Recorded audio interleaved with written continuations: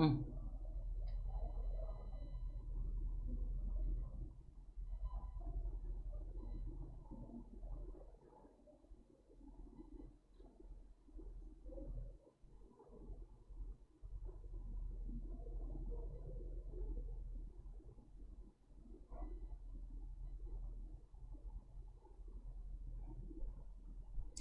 हिंद बच्चों, कैसे हैं आप लोग।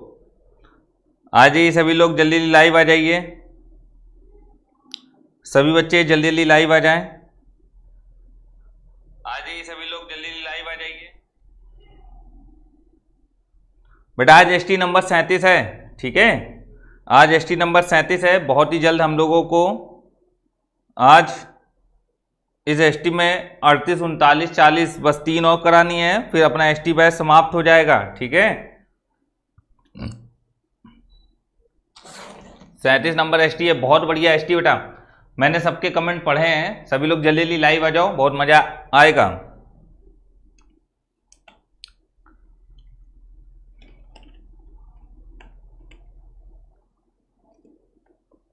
जल्दी लाइव आ जाओ बेटा सभी लोग।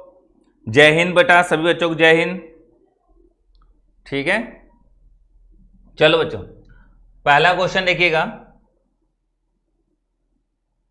पहला क्वेश्चन, निम्न में से कौन सा समुच्च अन्य सभी समुच्च का उपसमुच्च होता है। बेटा देखो, रिक्त समुच्च एक ऐसा समुच्च होता है जो सबका उपसमुच्च होता है, ठीक है।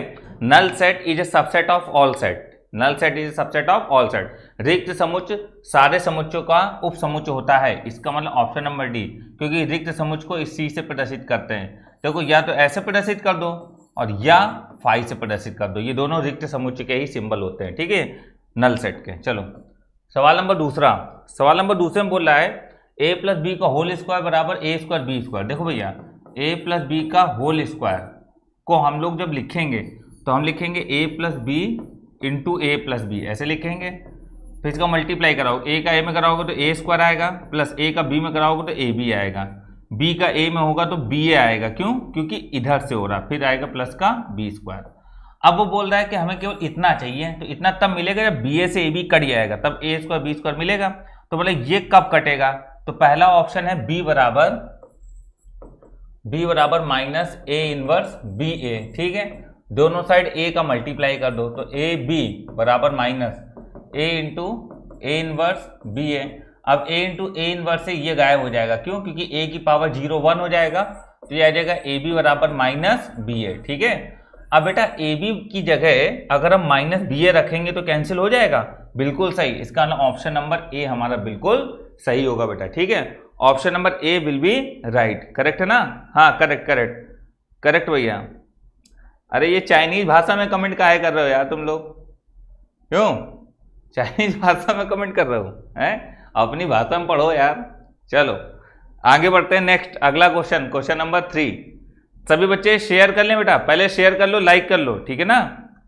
शेयर कर लो, लाइक कर लो सभी बच्चे जल्दी जल्दी। चलो अगला question, question number 3। Question number 3 में कह रहा है यदि lambda X square plus mu X plus B, तो लैम्डा एक्स स्क्वायर प्लस का म्यू एक्स प्लस बी बराबर 0 के मूल और X square plus X plus 1 बराबर 0 के मूलों क्या अनुपात बराबर है। तो लैम्डा म्यू और वी क्या होगा, तो इनके मूलों का अनुपात बराबर है, तो लैम्डा म्यू और वी क्या होगा। बेटा एक चीज समझो, हम सपोज कर ले रहे हैं कि इसके मूल हैं अल्फा बीटा, और बेटा इस समीकरण के मूल माना करो ओमेगा ओमेगा स्क्वायर। हमेशा x square plus X plus 1 के मूल अगर आपको कभी मानने पड़े तो आप मानना ओमेगा और ओमेगा स्क्वायर, ठीक है। चलो ऊपर से देखो, अल्फा प्लस बीटा बराबर आएगा माइनस बी अपॉन ए, तो माइनस का म्यू अपॉन लैम्डा, तो माइनस का म्यू अपॉन लैम्डा आएगा। और अल्फा इंटू बीटा होता है सी अपॉन ए, सी क्या, बी अपॉन लैम्डा, ये हो जाएगा, ठीक है। अब देखो इस वाली इक्वेशन को जब हम लोग लिखेंगे तो इसके मूल ओमेगा और ओमेगा स्क्वायर हैं, तो मूलों का योग ओमेगा प्लस ओमेगा स्क्वायर बराबर होगा क्या हो जाएगा, ये ओमेगा प्लस ओमेगा स्क्वायर बराबर क्या हो जाएगा बेटा, माइनस बी अपॉन ए, तो ये हो जाएगा कितना, माइनस का 1। बिल्कुल सही बात है, ओमेगा प्लस ओमेगा स्क्वायर क्या होता है, माइनस का 1 होता है, ठीक है। अब हम लोग यहाँ पर ये कहेंगे कि ओमेगा इंटू ओमेगा क्यूब 1 हो जाएगा, तो ओमेगा इंटू ओमेगा स्क्वायर बराबर क्या हो जाएगा, सी अपॉन है तो 1। तो यहाँ हमने आपको ये बता दिया कि ओमेगा और ओमेगा स्क्वायर हम लोग क्यों मानते हैं, ठीक है ना। अब बेटा जब चीजें समझिएगा जो हम लोग यहाँ पर लिखने जा रहे हैं, जब चीजें ध्यान दीजिएगा बेटा।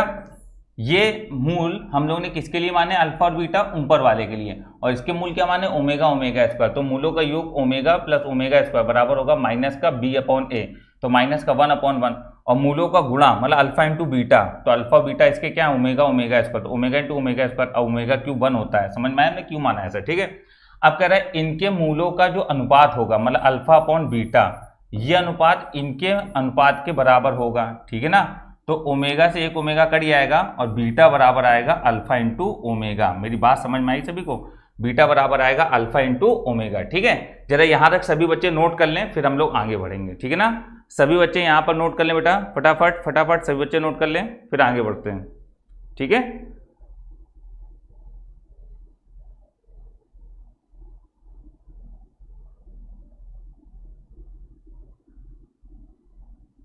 सही बच्चे नोट कर लें, ठीक है, फिर आगे बढ़ते हैं। सही बच्चों को जय हिंद बेटा, जो बच्चे लाइव हैं। चलो आगे बढ़ते हैं। अब हम लोग ये इतना लाइन हटाएंगे बस केवल हम लोग, ठीक है।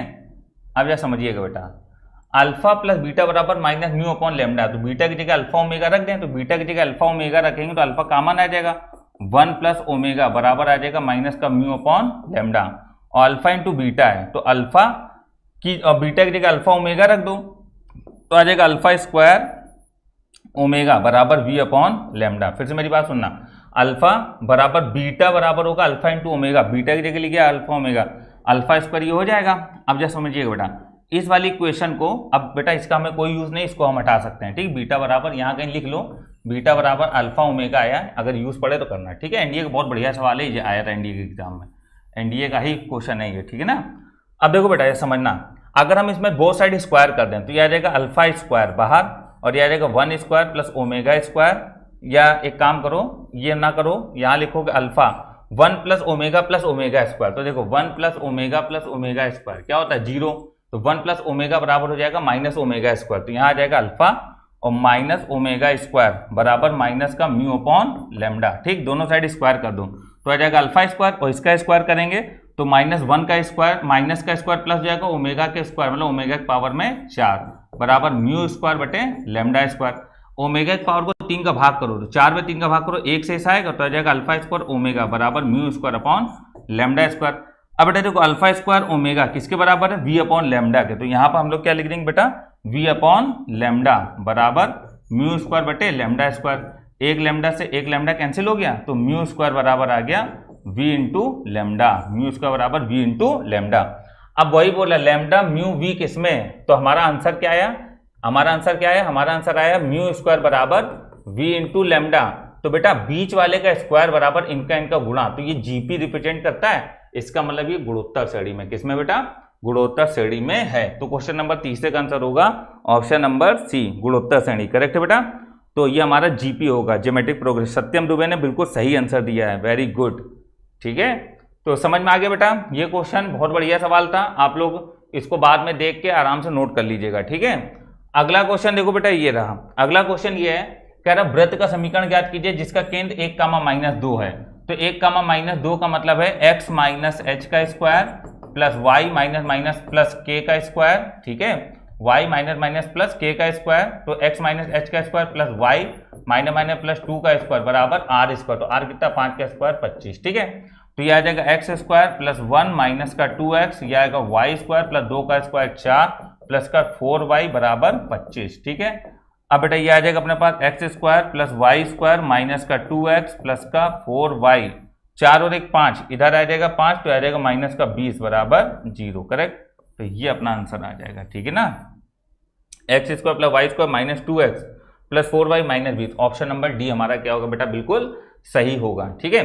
तो मेरे हिसाब से ये वाला क्वेश्चन सभी बच्चों को समझ में आ गया होगा, क्योंकि ये क्वेश्चन में कुछ ज़्यादा था नहीं, बस आप आराम से समझ गए होगे, ठीक है। चल नेक्स्ट अगला क्वेश्चन नंबर 25।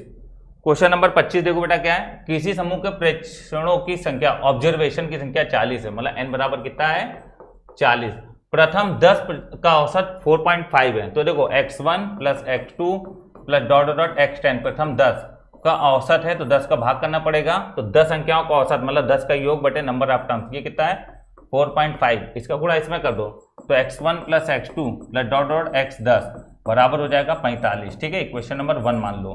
फिर बोला जा रहा शेष 30 का 3.5 है, तो शेष 30 का 3.5 हो गया। तो शेष 30 तो 10 के बाद 11 12 डॉट डॉट 30। ठीक है, 30 पदों तक, और डिवाइडेड बाय कितना आ जाएगा बेटा 30, क्योंकि 30 पद है। इसका कितना है 3.5, तो ये आ जाएगा x11 plus x12 plus dot dot x30 तक। ठीक है ना, क्या बोला है 40 थे, सॉरी ये 40 कर लो क्योंकि आखिरी में 40। ठीक है, तो 11 12 13 14 लेकर कितने 40 तक, तो इनका प्रक्षेपण कितना हो जाएगा 3.5 गुणे 30। ठीक है, पॉइंट आगे कटेगा, यह आएगा 5 3 15 3 9 1 10 105। करेक्ट है। कह रहा संपूर्ण का औसत बताओ, तो 1 से लेकर 10 तक ये, 11 से लेकर 40 तक ये। ठीक है, तो x1 प्लस x2 सबको जोड़ दो, इक्वेशन नंबर 2 और 1 को जोड़ दो, डॉट डॉट 40, पूरे 40 पदों का योग। तो 40 पदों का योग कितना आ जाएगा 45 प्लस 105, 45 प्लस 105, तो ये हो जाएगा 5 15 4 1 5 150।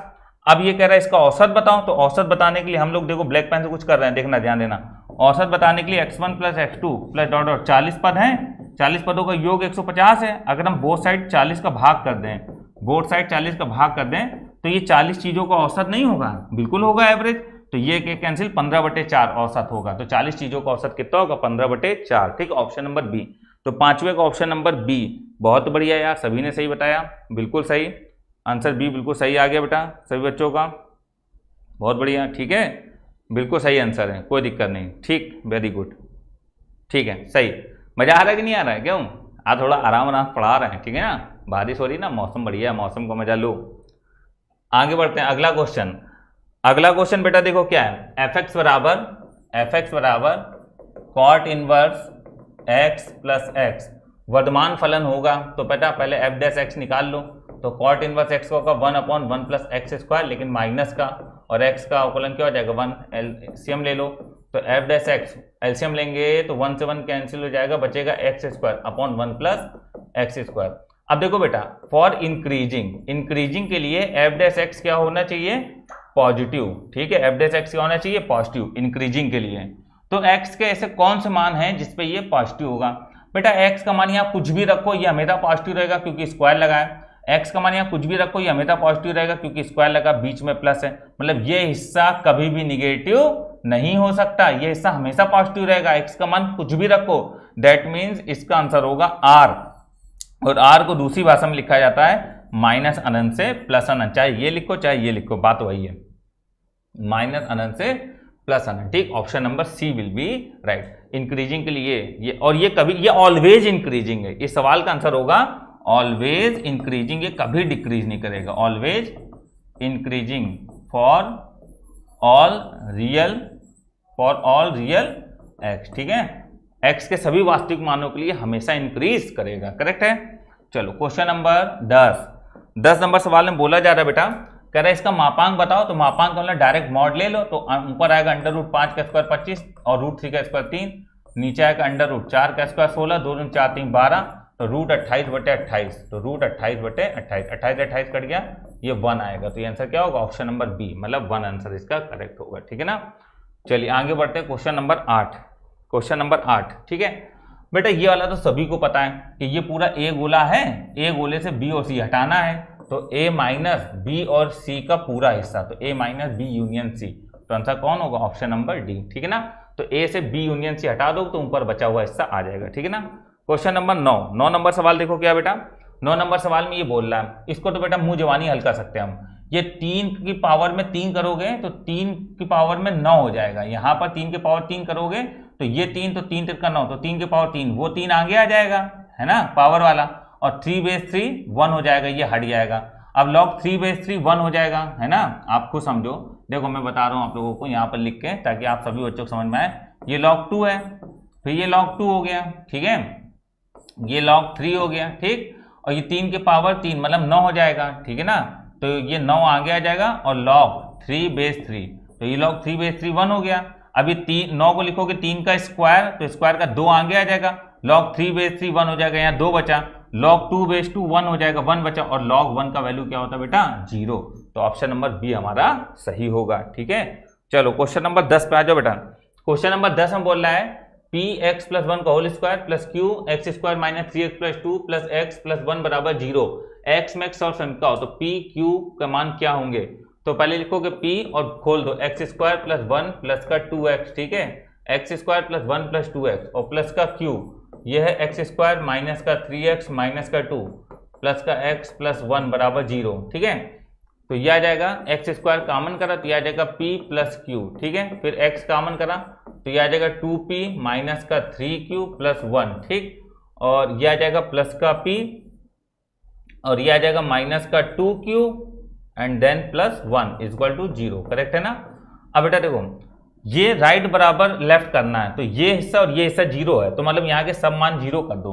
तो अगर हम यहाँ के मान 0 करेंगे तो p प्लस क्यू क्या होना चाहिए? 0 और 2p माइनस का 3q प्लस 1 बराबर क्या होना चाहिए? 0 और ये भी हिस्सा 0, 0 plus 0 plus 0 all things are 0। But हम लोग इन्हीं दो इक्वेशन को हल कर सकते हैं। तो यहाँ पे p बराबर क्या होगा? माइनस क्यू, तो p की जगह माइनस क्यू रख दो।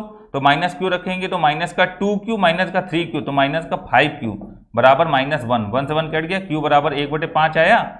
जब q का मान 1/5 यहाँ रखेंगे तो p का भी मान आएगा माइनस 1/5, ठीक। तो p का मान क्या आएगा बेटा? माइनस 1/5, q का मान माइनस 1/5। ऑप्शन नंबर डी क्या होगा सही? इनमें से कोई नहीं। तो p is equal to 1/5 and q is equal to minus 1/5 option होगा इनमें से कोई नहीं बेटा, ठीक है। तो final answer will be option number D.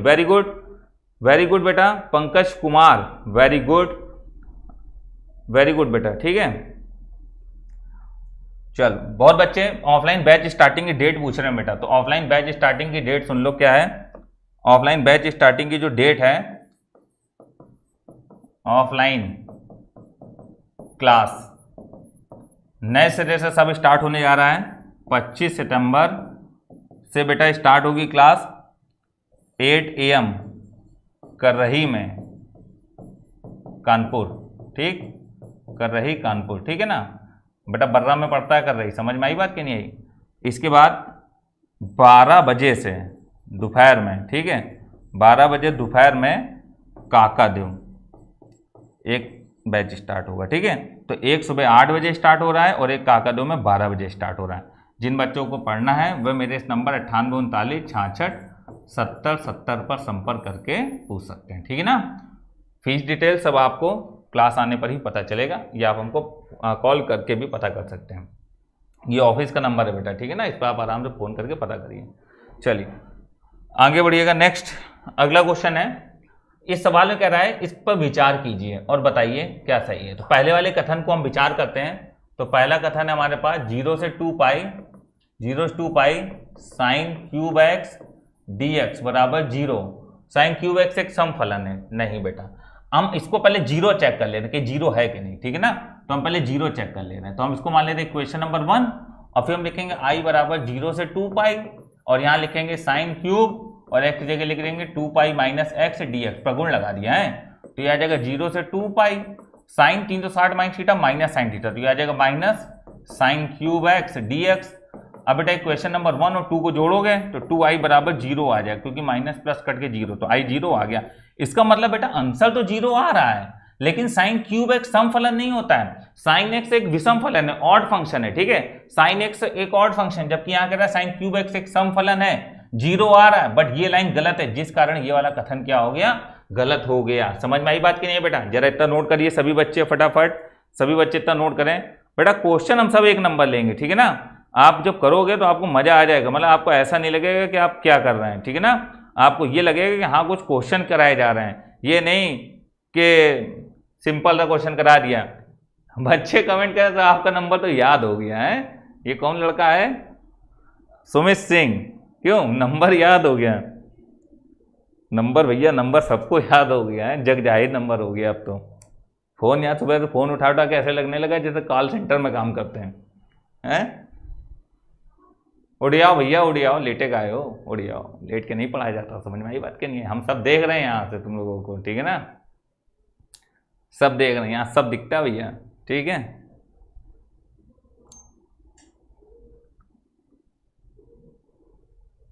अबे यार एक बात आओ, लॉकडाउन में कोई शादी आदि तो नहीं कर ली? पता लगा आया कहने सर जी हमको शादी आदि कर ली है, ऐसा कोई बच्चा नहीं है? शादी कर लोगे एयरपोर्ट में जा नहीं पाओगे, समझ गए।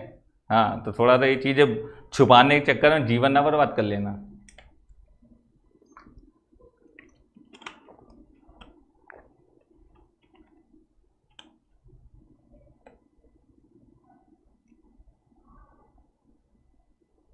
चलो ये वाले क्वेश्चन का तो ये वाला कथन गलत है। अब इस वाले कथन पे आते हैं, ठीक है।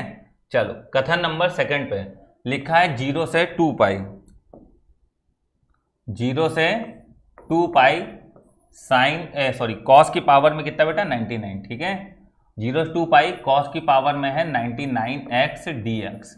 कह रहे ये मान 0, पहले इक्वेशन नंबर 1 मान लो और ये i बराबर मान लो, ठीक। अब i बराबर 0 से 2 पाई है और लिखोगे कॉस की पावर 99 और यहाँ पर 2 pi minus x D x, ठीक है। क्वेश्चन नंबर 2 अभी नहीं, पहले इसका कंप्लीट करो। यार बताओ cos 360 minus theta minus cos theta होगा और पावर में 99 है इसलिए बाहर माइनस आएगा। तो i बराबर आएगा माइनस 0 से 2 पाई कॉस की पावर में 99x dx, ठीक है। इक्वेशन नंबर 2 दोनों को जोड़ लो तो i बराबर फिर 0 आ गया यार, है यहाँ 0 बोल रहा था, यहाँ इतनी बात तो सही है। कॉस के बाद 99x एक सम फलन है, बिल्कुल कॉस एक सम फलन होता है, कॉस एक सम फलन होता है, साइन विषम होता है। देखो सम केवल दो होते हैं, सेक एक्स और कॉस एक्स, ठीक है। ये केवल सम फलन होते हैं, बाकी सब विषम है, साइन टेन कॉट कॉसेक ये चार विषम है, ये सम है। तो कॉस के बाद 99 एक सम फलन है, ये कथन बिल्कुल सही है। अब देखो बेटा π/6 से π/3 fx बटे fx प्लस π/2 माइनस fx, बेटा एक कथन होता है, ये वाला तो हो गया, मतलब कि ये सेकंड नंबर सही है, ठीक है ना, इसको हटा रहे हो, ठीक है। अब देखिएगा ये वाला कथन देखिए बेटा, एक कथन पढ़ाया था आप लोगों को, इंटीग्रल a से b fx upon fx plus f of a plus b minus x dx। अगर ये कभी भी होता है तो आंसर होता है upper limit minus lower limit का आधा होता है। अब जरा देखो fx सेम है, इन दोनों को जोड़ो 30 और 60 90 माइनस एक्स है, मतलब यही है। चलो upper limit minus lower limit का आधा करो तो π/3 माइनस π/6 का आधा, एलसीएम लेंगे 6 आएगा, 3 दूनी 6 2 पाई माइनस पाई, तो आएगा π/6 मतलब कि π/12। आंसर होगा ऑप्शन नंबर 3 सही। इसका मतलब है कथन second and third option number C will be right. मजा आया सवाल में? क्यों मजा आया सवाल में कि नहीं, ये बताओ। Option number C will be right, ठीक है। समझ में आया कि नहीं आया बेटा?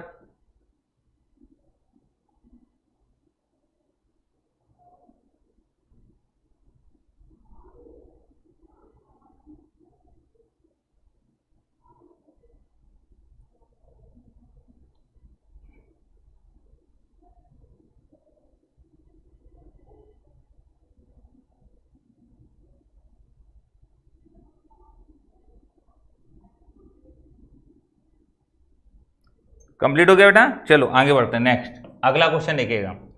अगला क्वेश्चन है, एक आयताकार खेत की भुजाओं का अनुपात 4:3 है तथा इसका क्षेत्रफल 1452 वर्ग मीटर है। खेत की लंबाई ज्ञात कीजिए। देखो बेटा L/B बराबर 4/3 होगा, ठीक है। इसका जो एरिया है वो है 1452, ठीक है। तो खेत की लंबाई ज्ञात कीजिए, तो L/B होगा 4/3, तो A इक्वल टू कितना होगा 1452, तो खेत की लंबाई क्या होगी? तो खेत की लंबाई देखिए क्या होगी, L ये और ये, तो एरिया होगा लंबाई गुणे चौड़ाई बराबर 1452। आप इसको लोगों 4 के और 3 के, तो यह आ जाएगा 4 के गुणे 3 के बराबर 1452, 4 3 12 के स्क्वायर बराबर 1452। तो के स्क्वायर कितना आ जाएगा, 12 के नंबर 12 आ जाएगा, 12 के नंबर 12, के बराबर कितना आ गया 11। अब कह रहा लंबाई, तो लंबाई 4 के है ना, तो आ जाएगा 44। तो लंबाई कितनी बेटा 44। ऑप्शन नंबर बी हमारा बिल्कुल सही होगा। Option number B will be right, ठीक है। नोट कर लो बेटा फटाक से।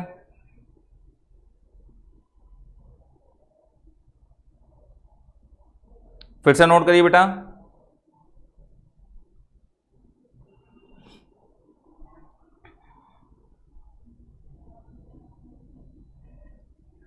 चलिए हो गया। अगला क्वेश्चन देखो, नेक्स्ट अगला क्वेश्चन देखिएगा, दीर्घवृत्त की नाभियां ये है तो प्लस माइनस AE, 0, तो AE बराबर कितना हो जाएगा अपने पास 2, AE कितना हो जाएगा 2, और E बराबर कितना है 1/2, करेक्ट है। E बराबर 1/2, तो उसका समीकरण क्या होगा? अब देखो E A गुणे 1/2 बराबर 2, तो A बराबर कितना आ जाएगा भाई 4। जब A बराबर 4 आ गया तो हम लोग क्या बोलेंगे, उसका समीकरण क्या होगा? तो B² बराबर A² ब्रैकेट में 1 माइनस E², तो A² 4 का स्क्वायर 16, 1 माइनस 1/4, ठीक है। तो आ जाएगा 16 गुणे 3/4, तो आ जाएगा 4 × 16 4 × 12, ठीक है। तो B² बराबर कितना आ गया 12। तो समीकरण क्या होगा x² बटे A², तो x² बटे A, 4 का स्क्वायर 16, सही है। प्लस वाई स्क्वायर बटे बी स्क्वायर 12 बराबर 1। ऑप्शन नंबर बी हमारा बिल्कुल सही होगा, ऑप्शन नंबर बी सही होगा। ठीक है, ऑप्शन नंबर बी बिल्कुल सही होगा, करेक्ट। फटाफट नोट कर लो बेटा।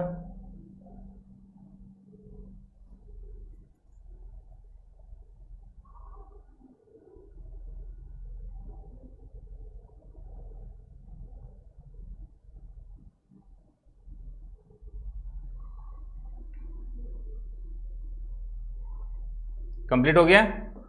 चलिए अगला क्वेश्चन है, अगला क्वेश्चन है दो समांतर समतल ये तथा इनके बीच की दूरी क्या है। तो दो समांतर समतल हैं 2x plus Y plus 2z बराबर कितना है 8 तथा 4x plus 2y plus 4z plus 5 बराबर क्या है 0 के बीच की दूरी।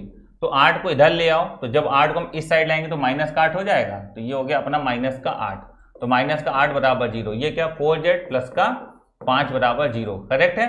अब बेटा देखो ऊपर 2 का गुणा कर दो, क्योंकि समांतर है ना, तो 2 का गुणा करेंगे तो आ जाएगा 2 दूनी 4x प्लस का 2y प्लस 2 दूनी 4z माइनस 8 दूनी 16 बराबर 0। ठीक है, तो बीच की दूरी होगी mod of c1 minus c2, mod of c1 minus c2।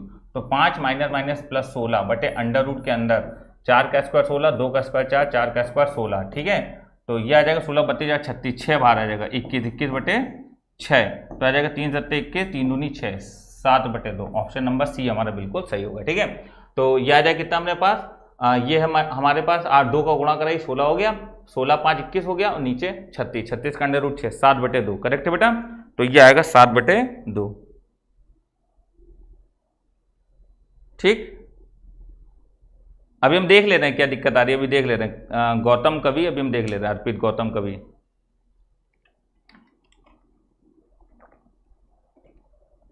PDF group में आ गई है भैया, पीडीएफ ग्रुप में है। अगला क्वेश्चन देखो, नेक्स्ट अगला क्वेश्चन है कि एक स्कूल में 20 शिक्षक हैं जो गणित या भौतिक पढ़ाते हैं। इनमें से 12 गणित पढ़ाते हैं और 4 भौतिक पढ़ाते हैं। गणित और गणित दोनों पढ़ाते हैं, कितने केवल भौतिक पढ़ाते हैं। पहले ये बना लो, मैथ का फिजिक्स का।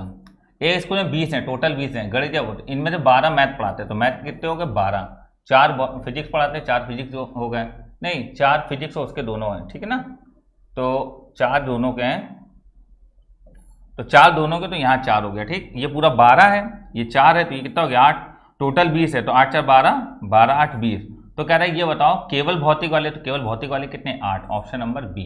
कितने केवल भौतिक पढ़ाते हैं, केवल भौतिक वाले कितने 8 टीचर। ठीक है, बहुत सिंपल सवाल था।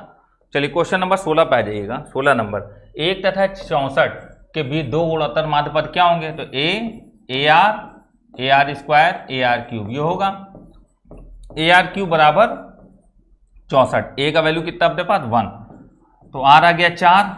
चलो रखो, ए का वैल्यू 1, आर का मान 4, तो 1 तो 4 आ गया, ए का मान 1, 4 का स्क्वायर 16, तो अगला 16। तो दो गुणोत्तर माध्य पद होंगे 4 और 16, करेक्ट है, 4 और 16।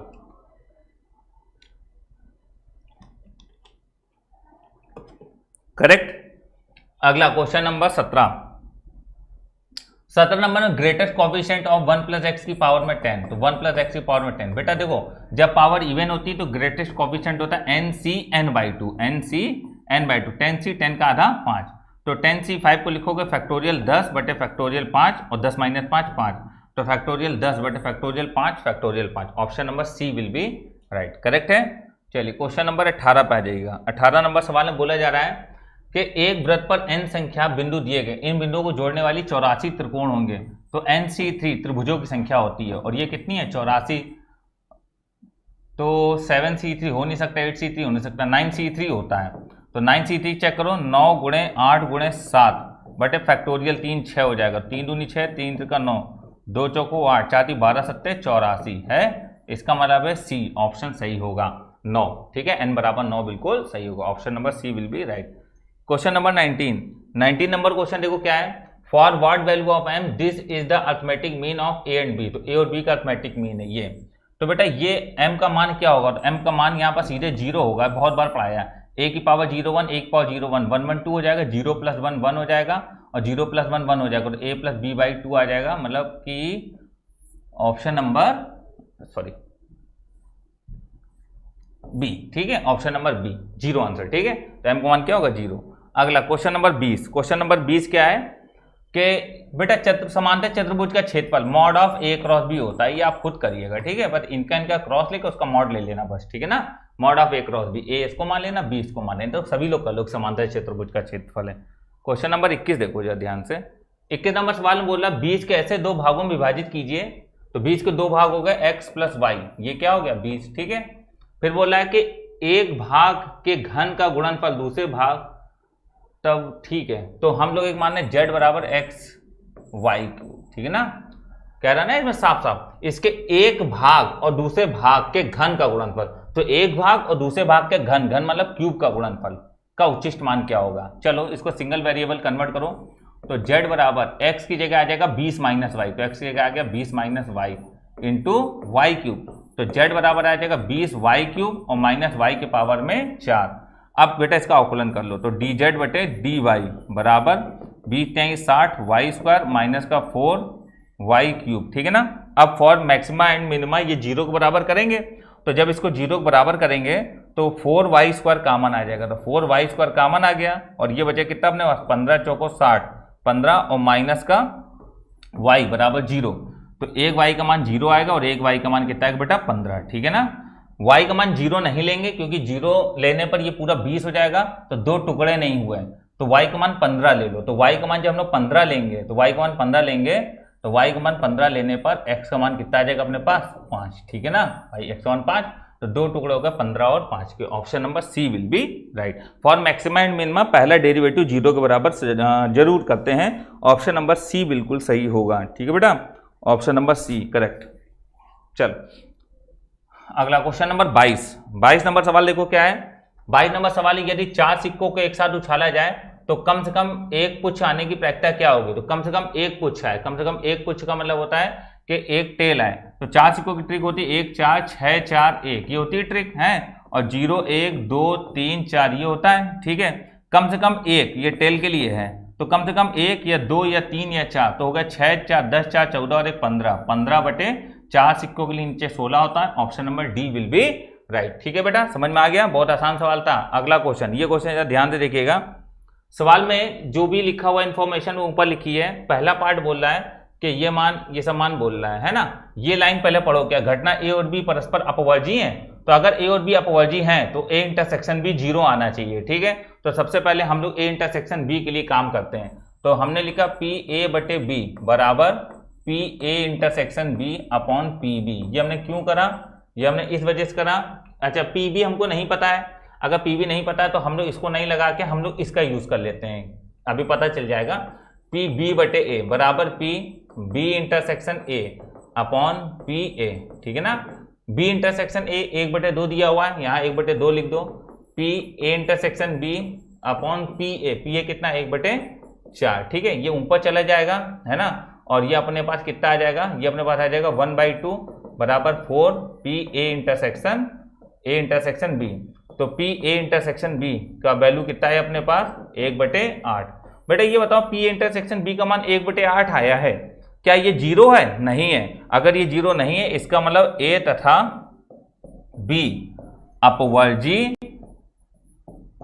नहीं है, अपवर्जी नहीं है। इंग्लिश में बोला जाएगा A and B mutually exclusive नहीं है, A and B are not mutually exclusive, ठीक है। ए और बी परस्पर अपवर्जी, इसलिए ये कथन तो गलत हो गया, ठीक है ना।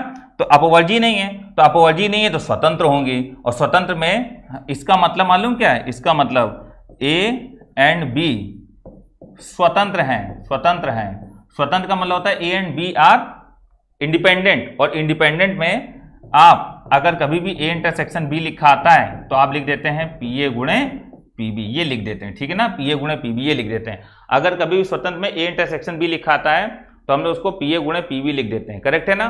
तो चलो पहला आंसर तो हमको मिल गया, क्या ये वाला, अब बचा ये, चलो इसको सॉल्व करते हैं, ठीक है, ध्यान दीजिएगा सभी बच्चे। तो पहला कथन है अपने पास P A dash upon B dash का मान कितना 3/4 ये आना चाहिए, चलो चेक करो इसको, तो पी ए बार बटे बी बार बराबर होगा P A bar intersection B bar बटे पी बी बार, ठीक है ना। अब बेटा ये स्वतंत्र है तो इनको लिख सकते हैं पी ए बार गुणे पी बी बार, अभी नीचे लिखा हमने ये, ठीक है ना, और बटे पी बी बार, ठीक है ना।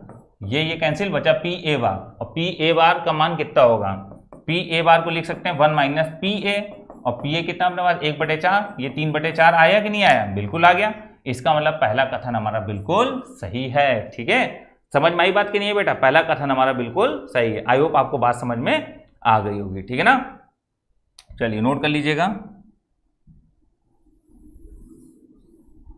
ठीक। चलिए हो गया बेटा, नोट हो गया सही बच्चों का। चलिए जब ध्यान दीजिएगा, ये वाला हो गया सभी का। अगला कथन जो है थर्ड वाले में क्या है, P A slash B plus P A slash B bar बराबर क्या है 1। तो घटना ए तथा बी परस्पर अपवर्जी हैं, तो घटना ए तथा बी परस्पर अपवर्जी हैं, वो तो हो गया। अब इसमें 1 लाना है। अब देखो 1 आता कि नहीं आता है, इसको पहले चेक करो। ए इंटरसेक्शन बी बटे पी बी हो जाएगा, ये हो जाएगा P A intersection B bar बटे पी बी बार हो जाएगा। एक चीज बेटा समझो, ये ए स्मॉल लिखा है, ये बाई मिस्टेक लिख गया है, टाइपिंग मिस्टेक है, इसको कैपिटल ए बना लो, ठीक है, इसको कैपिटल ए बना लीजिए, ठीक है ना। चलो अब जा देखना, पी ए इंटरसेक्शन बी को लिखेंगे P A into P B बटे पी बी, करेक्ट है, plus P A into P B bar बटे पी बी बार, ठीक है ना। ये आया, पी बी से पी बी कट गया, पी ए बार से P A bar, P A plus P A 2 P A हो जाएगा, है। अब पी ए का वैल्यू कितना मेरे पास 1/4, तो 2 गुणे 1/4, तो ये 1/2 आया। क्या ये वैल्यू 1 है, नहीं, तो ये कथन गलत हो गया। तो हम बोलेंगे केवल पहला कथन सही है, option number A will be right. बेटा समझ में आई बात सभी को, option number A will be right. मजा आया सवाल में बेटा, क्यों भैया, क्वेश्चन मजा आया, मजेदार क्वेश्चन है कि नहीं, ये बताइए पहले, ठीक है। चलो नोट कर लो। चलो बेटा एक क्वेश्चन बच्चे बार बार मैसेज कर रहे हैं, हम देख लें क्या दिक्कत है उनमें।